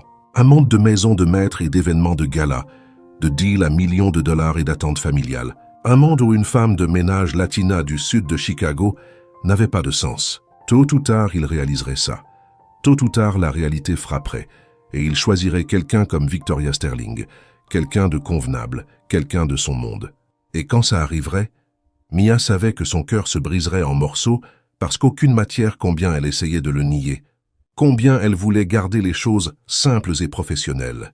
La vérité était qu'elle tombait amoureuse. Elle aussi. Et c'était la chose la plus effrayante qui lui soit jamais arrivée. Dehors sur la terrasse, Alexander était encore debout là où elle l'avait laissé, regardant les lumières de la ville. Il savait qu'il avait effrayé Mia. Il savait qu'il avait probablement dit trop tôt, mais il savait aussi que chaque mot qu'il avait dit était vrai. Mia Gonzalez était entrée dans sa vie comme un tourbillon, tout chamboulant, tout remettant en question, le faisant rire, le mettant en colère et le faisant sentir des choses qu'il ne pensait pas pouvoir ressentir. Et maintenant, il devait trouver un moyen de la convaincre que c'était réel, qu'il pouvait fonctionner malgré toutes les différences, malgré tous les obstacles. Parce que pour la première fois de sa vie, Alexander Montgomery avait trouvé quelque chose pour lequel ça valait la peine de se battre. Et il n'allait pas abandonner sans essayer. La bombe explosa un vendredi matin quand Eleanor Montgomery se présenta à la maison avec Victoria Sterling à ses côtés et une expression qui promettait la guerre si quelqu'un résistait. Alexander prenait son petit déjeuner quand les deux entrèrent dans la salle à manger comme des généraux se dirigeant vers la bataille. « Bonjour. »« Alexander », dit Eleanor en embrassant la joue de son fils avec une froideur calculée. Victoria a de merveilleuses nouvelles à partager. Victoria sourit et il y avait quelque chose de triomphant dans ses yeux. « Alexander, chéri, j'ai parlé à mon père hier. Il est prêt à investir 50 millions dans Montgomery Tech. Mais bien sûr, ça n'arriverait que si nos familles étaient officiellement unies. » Alexander manqua de s'étouffer avec son café. « Pardon ?» Eleanor s'assit gracieusement. « C'est simple, Alexander. L'entreprise a besoin de capitaux pour l'expansion internationale. La famille Sterling est prête à fournir ces capitaux. Tout ce qu'il nous faut, c'est formaliser les fiançailles. J'ai déjà dit que je n'épouse pas Victoria. Et j'ai déjà dit que tu dois arrêter d'agir comme un enfant. » Eleanor répliqua. « Nous avons fixé la date, le 15 décembre. L'annonce officielle sera dans Time Magazine et la cérémonie aura lieu à la cathédrale Saint-Patrick. » Alexander se leva de la table. « Vous avez fixé une date sans me demander. »« Nous avons demandé, » dit Victoria en sortant une tablette de son sac. « Nous avons vérifié ton agenda. Tu es libre ce week-end-là ?»« Victoria, c'est de la folie. Je ne t'épouse pas. » Eleanor frappa la table de la main. « Alexander Montgomery, tu vas arrêter ces bêtises tout de suite. Ce petit jeu avec l'employé a assez duré. Il est temps que tu assumes. Mes responsabilités n'incluent pas d'épouser quelqu'un que je n'aime pas. » L'amour ? Eleanor rit, mais c'était un son froid et tranchant. « L'amour est un luxe, Alexander. Les affaires sont une nécessité. Et si tu ne comprends pas ça, quoi? Tu me déshériteras, je retirerai le soutien familial de l'entreprise, je vendrai mes actions. J'utiliserai toute mon influence pour m'assurer qu'aucun investisseur sérieux ne fasse affaire avec toi. » Le silence qui suivit fut assourdissant. Alexander regarda sa mère, puis Victoria, et réalisa qu'elle ne bluffait pas. « Vous êtes sérieuse. »« Complètement, » confirma Eleanor. « Choisis, Alexander. Ta famille et ton avenir, ou un caprice romantique qui ne durera pas 3 mois. » Juste dehors de la salle à manger, Mia nettoyait le hall quand elle entendit la conversation. Chaque mot était comme un coup de poing au ventre. Elle avait toujours su que ce jour viendrait. Au fond, elle savait. Alexander Montgomery appartenait à un monde où les mariages étaient des accords commerciaux, où l'amour venait après le profit, où des gens comme elle n'étaient rien de plus que des distractions temporaires. Victoria continua de parler. « Alexander, sois raisonnable. Nous nous connaissons depuis des années. Nous sommes compatibles socialement. Nous partageons des intérêts communs et notre union bénéficierait aux deux familles. Cette phase que tu traverses est compréhensible, mais elle doit se terminer. Ce n'est pas une phase. Bien sûr que si. Eleanor dit. Tu confonds la nouveauté avec la passion. C'est normal pour un homme de ton âge, mais maintenant il est temps de grandir. » Alexander resta silencieux pendant un long moment. « J'ai besoin de réfléchir. »« Il n'y a rien à réfléchir, » dit Victoria. « C'est le choix évident. »« J'ai encore besoin de temps, » répondit-il. Eleanor se leva. « Tu as jusqu'à lundi. Si nous n'avons pas de réponse d'ici là, j'assumerai que tu as choisi l'irresponsabilité et j'agirai en conséquence. » Après leur départ, Alexander resta seul dans la salle à manger, fixant la fenêtre sans vraiment voir quoi que ce soit. 50 millions. L'entreprise qu'il avait bâtie de zéro. L'héritage familial. Tout dépendait d'une décision qu'il ne voulait pas prendre. Plus tard ce jour-là, Alexander s'enferma dans son bureau pour travailler, mais il ne pouvait se concentrer. Chaque feuille de calcul qu'il ouvrait, chaque rapport qu'il essayait de lire, tout lui rappelait la menace de sa mère. Sans le soutien familial, il pourrait tout perdre. L'entreprise ferait face à de graves problèmes. Des centaines d'employés pourraient perdre leur travail. Et pourquoi? Pour une femme de ménage qui n'était même pas sûre de vouloir être avec lui. Vers 18 heures, il était presque convaincu qu'Eleanor avait raison. Peut-être qu'il était immature. Peut-être qu'un mariage arrangé n'était pas si mal. Peut-être. Mia apparut dans l'encadrement de la porte. « Puis-je entrer ?»« Bien sûr. » Elle s'approcha de son bureau mais ne s'assit pas. « J'ai entendu la conversation ce matin. » Alexander soupira. « Mia, non. Laisse-moi parler d'abord. Je comprends la situation. Je comprends que tu as des responsabilités, que l'entreprise compte, que ta famille a des attentes, et il n'y a pas de « et ». Je voulais juste dire que si tu décides d'épouser Victoria, je comprends. Vraiment? Alexander la regarda surpris. Tu comprends? Oui, tu as un empire à protéger, des gens qui dépendent de toi. C'est beaucoup à risquer pour ce que c'est entre nous. Mia, ce que nous avons est compliqué et peut-être pas assez pour valoir tout ce tracas. Elle se tourna pour partir mais s'arrêta à la porte. Sois juste heureux, d'accord? Comme tu peux. Ce soir-là, Mia finit son service et alla dans sa chambre. Elle savait qu'elle ne pourrait pas dormir. Alors elle s'assit au petit bureau et sortit une feuille de papier. Pendant 1 heure, elle écrivit et effaça, écrivit et effaça. Enfin, elle réussit à mettre tout ce qu'elle voulait dire en mots. Quand elle eut fini, elle plia la lettre soigneusement et monta à la chambre d'Alexander. La porte était fermée, mais elle pouvait voir de la lumière sous la fente. Il était encore éveillé. Elle glissa la lettre sous la porte et retourna dans sa chambre. 2 heures plus tard, Alexander trouva la lettre en se préparant pour le lit. Il reconnut immédiatement l'écriture de Mia. « Alexander, quand j'étais petite, ma mère disait toujours « La vie est faite de choix. Certains sont faciles, d'autres impossibles. Mais à la fin, tu dois pouvoir te regarder dans le miroir et aimer la personne que tu vois. Je sais que tu es dans une situation difficile. Je sais que ta famille te met la pression, que l'entreprise est en jeu et que c'est tout beaucoup plus compliqué que je ne peux pleinement comprendre. C'est pourquoi j'ai décidé de te faciliter les choses. Je pars demain matin, pas parce que je suis en colère ou blessé, mais parce que tu dois prendre cette décision sans t'inquiéter pour moi. Tu dois choisir ce qui est le mieux pour ta vie, pas ce que tu penses que je veux entendre. Si tu choisis Victoria et la vie que ta famille veut pour toi, je comprendrai. Vraiment, je ne t'en voudrais pas. Je vous souhaiterais même du bonheur à tous les deux. Mais si tu choisis un autre chemin, si tu décides de te battre pour ce que tu veux vraiment, alors viens me trouver parce que je t'attendrai. Juste une chose, Alex. Choisis-toi d'abord. Pour la première fois de ta vie, fais un choix qui est le tien, pas celui de ta mère, pas celui des entreprises, pas basé sur ce que les gens diront, le tien. Tu mérites d'être heureux comme tu l'entends. Merci pour tout. Mia PS. Ce nouveau grille-pain que tu as acheté, il fonctionne parfaitement. Pas de réparation nécessaire. Alexander lut la lettre 3 fois, puis il s'assit au bord de son lit et mit sa tête dans ses mains. Mia partait pour lui faciliter les choses afin qu'il puisse décider sans culpabilité.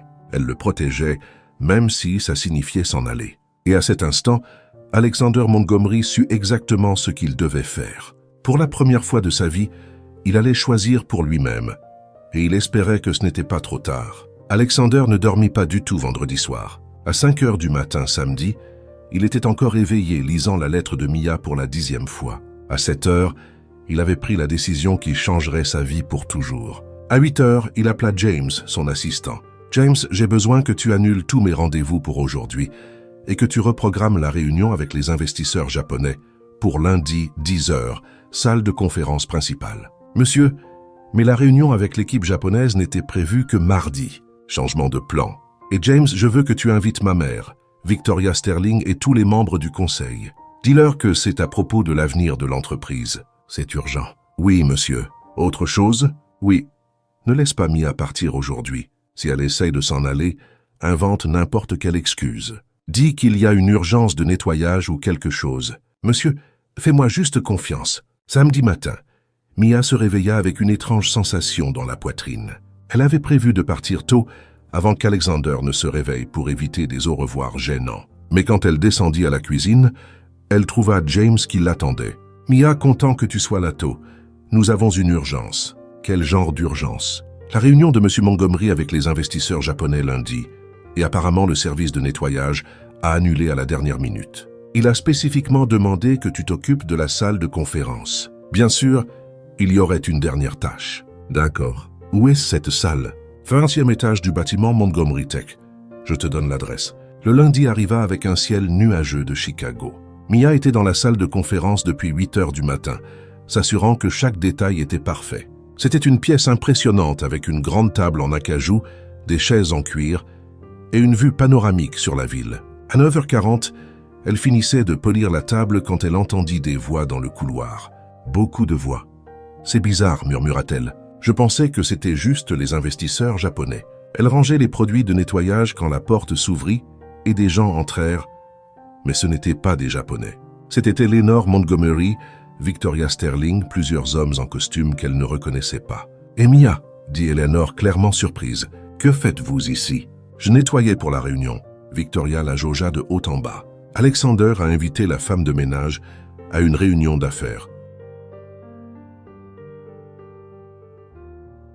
Avant que Mia ne puisse répondre, Alexander entra dans la pièce. Il portait son meilleur costume, mais il y avait quelque chose de différent dans ses yeux, de la détermination, de la nervosité. Et quand il vit Mia, du soulagement. « Parfait, tout le monde est là, Alexander, » dit Eleanor. « Pourquoi l'employé est encore là ? La réunion va commencer. En fait, mère, elle doit rester. Cette réunion la concerne. » Mia sentit le sang se retirer de son visage. « Alexander, qu'est-ce que tu fais ? » Ce que j'aurais dû faire il y a des semaines. Il prit place en tête de table, regardant tout le monde. « Merci à tous d'être venus. Je sais que j'ai convoqué cette réunion à la dernière minute, mais j'avais besoin de vous parler de l'avenir de Montgomery Tech et de mon avenir. » Eleanor fronça les sourcils. « Alexander, si c'est à propos de la proposition de mariage, nous en avons déjà discuté. C'est exactement à propos de ça et de bien plus. » Alexander prit une profonde inspiration. « Pendant des années, vous m'avez dit quoi faire, comment agir, qui épouser, et j'ai suivi parce que je pensais que c'était la bonne chose. Parce que je pensais que la famille et les affaires comptaient plus que le bonheur personnel. » Victoria remua inconfortablement sur son siège. « Mais j'avais tort. Pas sur l'importance de la famille, pas sur la priorité de l'entreprise, mais sur le sacrifice de qui je suis, pour qui vous pensez tous que je devrais être. » Il regarda directement Mia, qui s'appuyait contre le mur, souhaitant clairement disparaître. « Il y a quelques semaines, une femme incroyable est entrée dans ma vie et a tout changé. Elle m'a fait rire quand je pensais avoir oublié comment. Elle m'a fait remettre en question des choses que j'acceptais toujours. Elle m'a donné envie d'être une meilleure version de moi-même. » Alexander murmura Eleanor, commençant à voir où ça menait. « Elle est courageuse quand j'ai peur. Elle est réelle quand je fais semblant. Elle est loyale quand je suis égoïste. Et elle m'aime non pas malgré mes défauts, mais avec eux. » Mia sentit les larmes piquer ses yeux. « Et j'ai réalisé que je l'aime aussi. Plus que je ne pensais pouvoir aimer quelqu'un. » Victoria se leva soudainement. « Alexander, tu as complètement perdu l'esprit. »« Non, Victoria, je l'ai enfin trouvé. » Il s'approcha de Mia qui resta figée, des larmes dans les yeux et tenant encore un chiffon de nettoyage, comme s'il pouvait la protéger. « Mia Gonzalez, tu es entrée dans ma vie quand je m'y attendais le moins et tu as tout retourné. Tu m'as appris que l'amour n'est pas une question de commodité. Tu m'as appris que la famille n'est pas juste du sang. C'est qui choisit de rester. Tu m'as appris que parfois, le plus courageux qu'on puisse faire est de choisir d'être heureux. Eleanor essaya d'intervenir. Alexander, c'est absurde. Tu ne peux pas. Oui, je peux. Et je vais le faire. Alexander mit un genou à terre, là, dans la salle de conférence devant tout le monde. Avant d'aller plus loin, Mia, veux-tu m'épouser? Le silence qui suivit fut absolu. Mia le regarda à genoux par terre. Puis tout le monde dans la pièce qui la fixait, puis de nouveau lui. « Tu es fou, murmura-t-elle. Donc épouserais-tu un fou ?» Les larmes que Mia retenait enfin coulèrent. « Alexander, es-tu sûr? Ta famille, ton entreprise, ils devront m'accepter tel que je suis avec les choix que j'ai faits. Mia, je ne veux pas une vie sans toi. Je ne veux pas me réveiller dans une maison de maître vide. Je ne veux pas de dîner formel où personne ne rit vraiment. Je te veux, toi seul. » Mia regarda dans ses yeux et n'y vit que de la sincérité. « Oui, toi le fou, mais tu fais aussi la vaisselle. » La pièce explosa en bruit. Certains membres du conseil applaudirent. D'autres semblaient stupéfaits. Eleanor était sans voix. Victoria était déjà sortie en trombe, claquant la porte. Alexander se leva et embrassa Mia là devant tout le monde. Et elle l'embrassa en retour. Sans se soucier de son uniforme de nettoyage, sans se soucier de qui regardait, sans se soucier de rien d'autre. Quand ils s'écartèrent, il murmura « J'ai fait mon choix. Enfin, j'ai choisi pour moi. » « Et tu as bien choisi, dit-elle, souriant à travers ses larmes. L'un des membres du conseil s'éclaircit la gorge. Eh bien, c'était inattendu. Mais qu'en est-il de l'entreprise et de l'investissement Sterling? Alexander se tourna, tenant encore la main de Mia. Nous trouverons d'autres investisseurs. Nous grandirons à notre rythme. Et si ça signifie recommencer plus petit, recommencer à zéro, c'est OK. Au moins, je le ferai avec la personne que j'ai choisie, pas celle que vous avez choisie pour moi. Eleanor trouva enfin sa voix. « Alexander, tu ne peux pas être sérieux. Je n'ai jamais été plus sérieux de ma vie, mère. Et j'espère qu'avec le temps, tu comprendras. » Il regarda Mia. « Prête pour une vie intéressante avec toi? Ce sera définitivement une aventure. » Et ainsi, au 20e étage d'un bureau corporate, Alexander Montgomery choisit l'amour plutôt que la commodité, le bonheur plutôt que l'obligation, et Mia Gonzalez plutôt que n'importe qui d'autre au monde. Et tous deux savaient qu'il avait fait le bon choix. Victoria Sterling n'était pas le genre de femme à accepter la défaite avec grâce. 3 jours après la proposition publique d'Alexander, elle était dans son bureau en train de mettre en branle un plan qui ferait regretter à Montgomery Tech d'avoir jamais refusé. Pendant des années, elle avait eu accès à des informations internes via Eleanor. Négociations, stratégie de marché, code de prototype non breveté. Des informations qui, entre les bonnes mains, pourraient détruire tout ce qu'Alexander avait bâti. Un jeudi matin, elle passa 3 appels.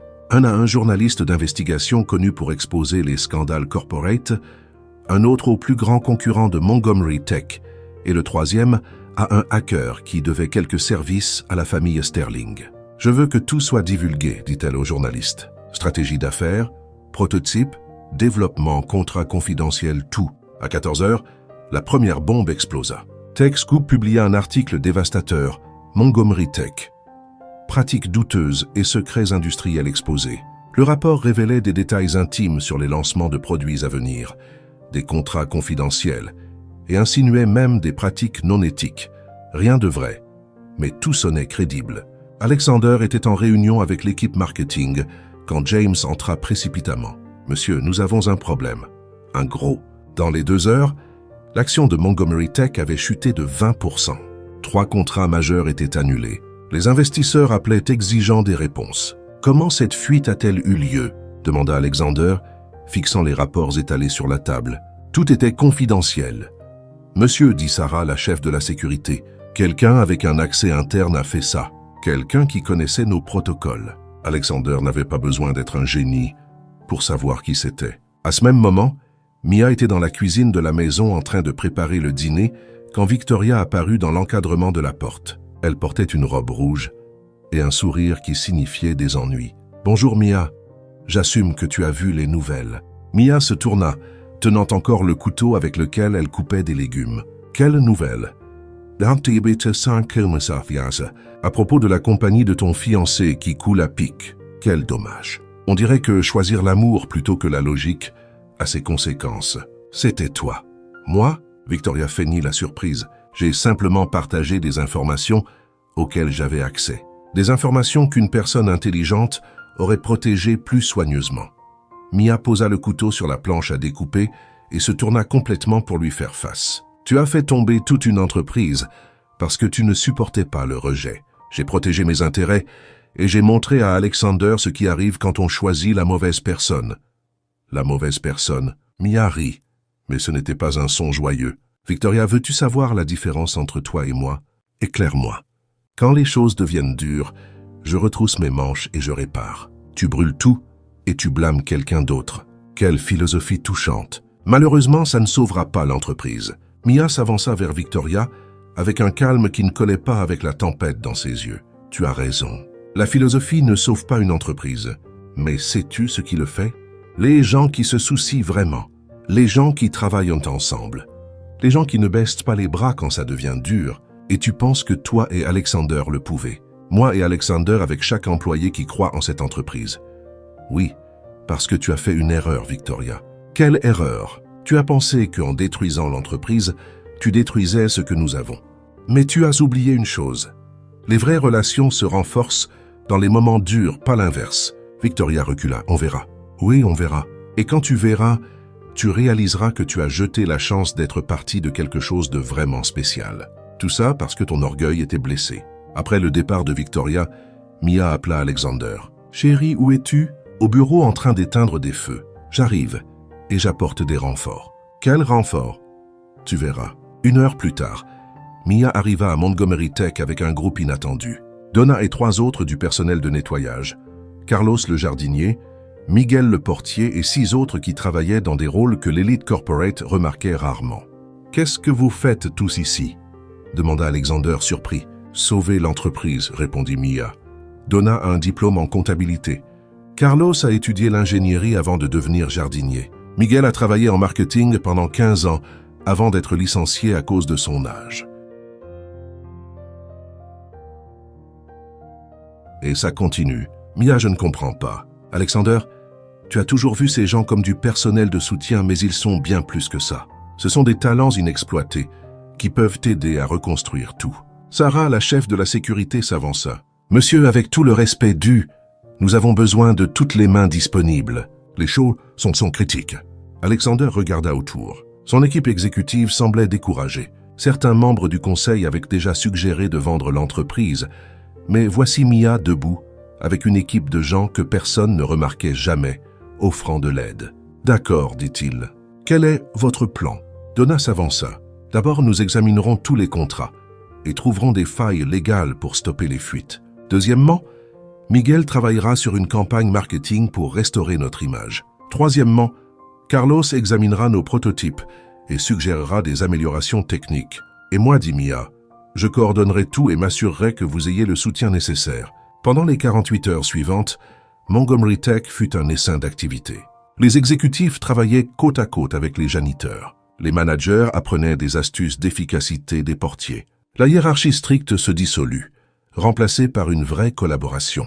Miguel créa une campagne appelée « Le vrai Montgomery », qui mettait en vedette de vrais employés, leurs histoires et leurs contributions. Donna trouva des incohérences dans les données fuitées qui prouvaient une manipulation malveillante. Carlos suggéra 3 améliorations au prototype qui les rendaient encore meilleurs que les versions fuitées. Alexander travailla plus dur qu'il ne l'avait jamais fait de sa vie, et pour la première fois, il n'était pas seul au sommet. Mia était juste là avec lui, organisant, motivant, résolvant des problèmes avec une efficacité qui impressionna même les managers les plus chevronnés. Samedi soir, alors que les dernières touches à la campagne de récupération étaient finies, Eleanor apparut au bureau. Elle trouva Alexander et Mia riant ensemble, en passant en revue les matériaux marketing, entourés de leur nouvelle équipe qui ressemblait plus à une famille. « Comment ça se passe ?» demanda Eleanor hésitante. « Mieux que je ne l'espérais, » répondit Alexander. « Nous allons en sortir plus fort. » Eleanor observa Mia expliquer quelque chose à Donna, en utilisant ses mains, faisant rire tout le monde. Elle remarqua la façon dont Alexander la regardait, plus détendu et plus heureux qu'elle ne l'avait vu depuis des années.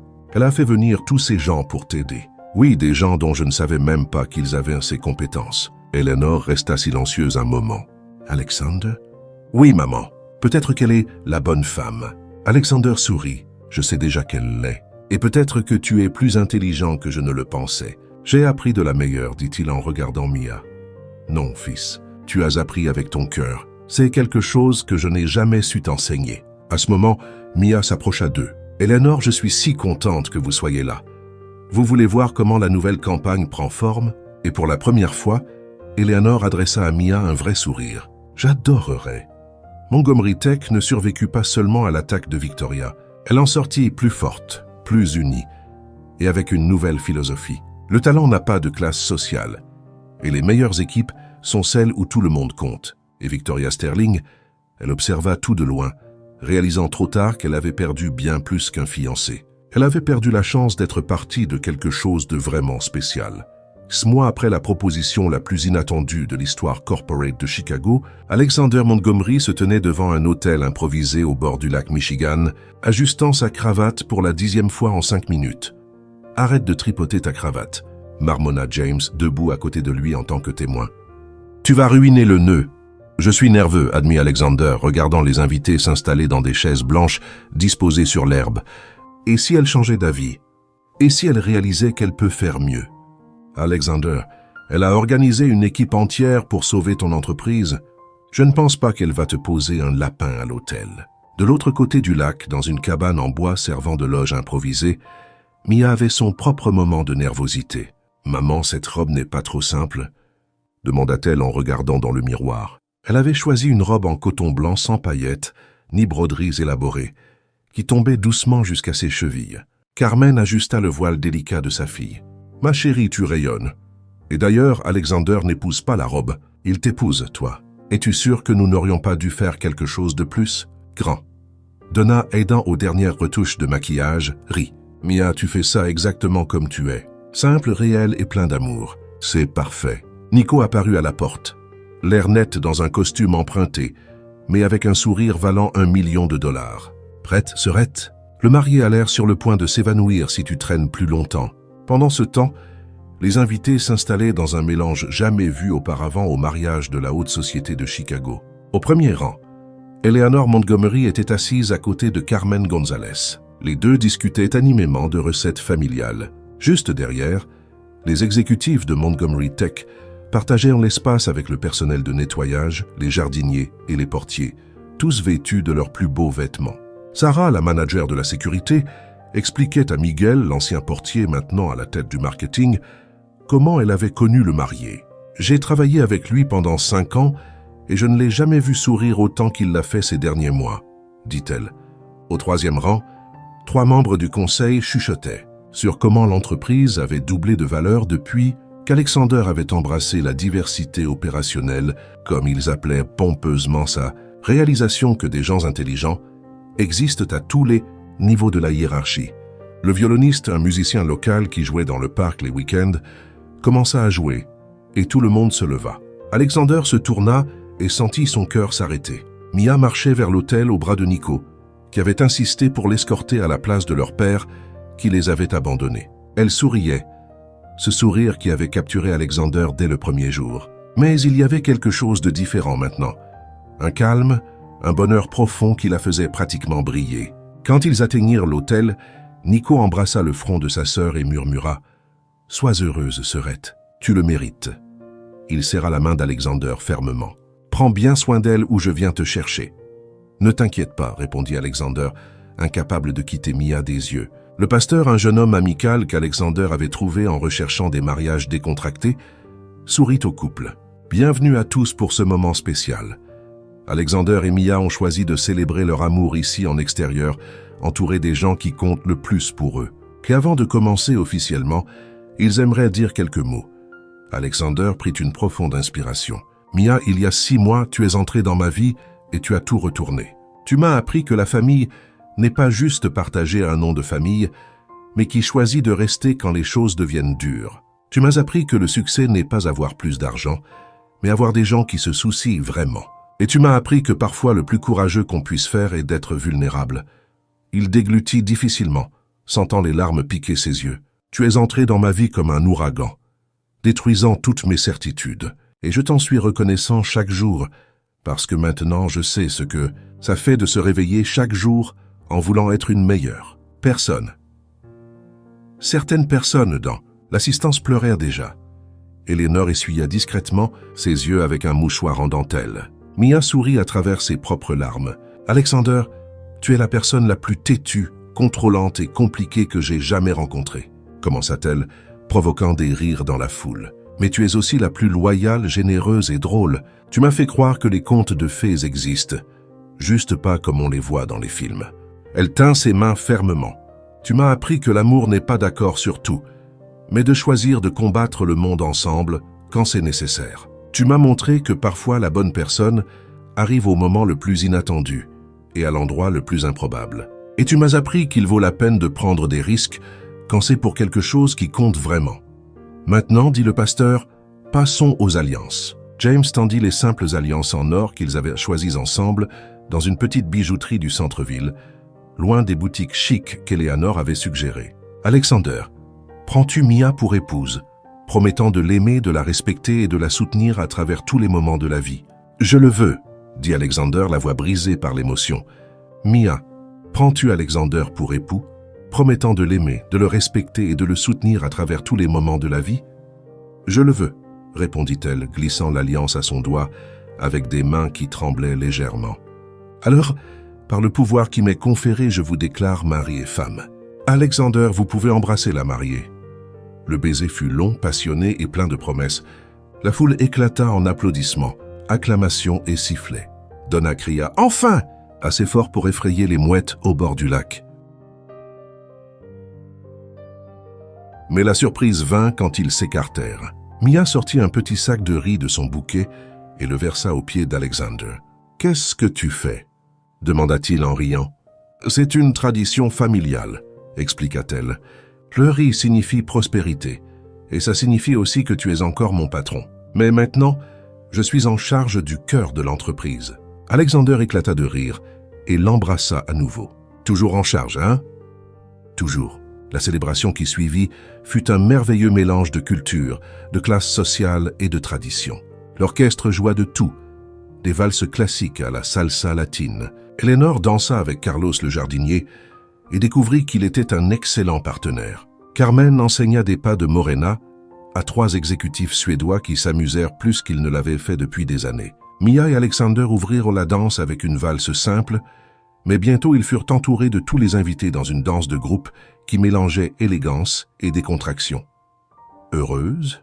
demanda Alexander en faisant tourner Mia pendant que tout le monde applaudissait. « Plus que heureuse, comblée, même en sachant que tu devras me supporter tous les jours. Surtout en sachant ça, quand la musique s'arrêta et qu'ils s'embrassèrent une fois de plus sous le coucher de soleil doré sur le lac Michigan, entourés de gens qui les aimaient vraiment. Alexander Montgomery et Mia Gonzalez Montgomery, sûrs qu'ils avaient trouvé quelque chose de plus rare que n'importe quelle fortune. Ils s'étaient trouvés l'un l'autre, et ils vécurent heureux, entourés de leur famille élargie, de rires incessants et de projets fous qui mêlaient affaires et amour. Alexander et Mia transformèrent la maison en un havre où les inventions high-tech cohabitaient avec des recettes de famille, où les dîners formels cédèrent la place à des barbecues improvisés sur la terrasse. Nico opérait avec succès grâce à l'argent d'un fonds que Mia et Alexander avaient créé pour les familles dans le besoin, étudiait l'ingénierie à l'université, inspiré par le labo secret de son beau-frère. Eleanor, après des mois de réticence, devint la confidente improbable de Carmen. Et ensemble, elles organisaient des ateliers culinaires qui réunissaient employés et cadres autour de plats qui réchauffaient l'âme autant que le ventre. Mais comme dans toute bonne histoire, l'aventure ne s'arrêtait pas là. 1 an plus tard, lors d'un gala où Montgomery Tech présentait une nouvelle ligne d'assistants intelligents pour les personnes handicapées, inspirée des idées de Mia pour rendre le monde plus accessible, Alexander surprit tout le monde une fois de plus. Au milieu des discours, il prit le micro et annonça non seulement une fondation caritative dirigée par Mia, mais aussi leur premier enfant en route. Parce que l'amour, c'est comme une invention. Ça commence par une étincelle imprévue et ça change le monde pour toujours. La salle applaudit. Victoria, reléguée aux marges de la société qu'elle avait tant convoitée, observa de loin, un mélange amer de regret et d'envie sur le visage. Mais pour Alexander et Mia, c'était juste le début d'une nouvelle chapitre, écrit avec du courage, du rire et un amour qui n'avait pas besoin de contrat pour durer éternellement. Et vous, qu'en pensez-vous? Notez cette suite de 0 à 10 en commentaire.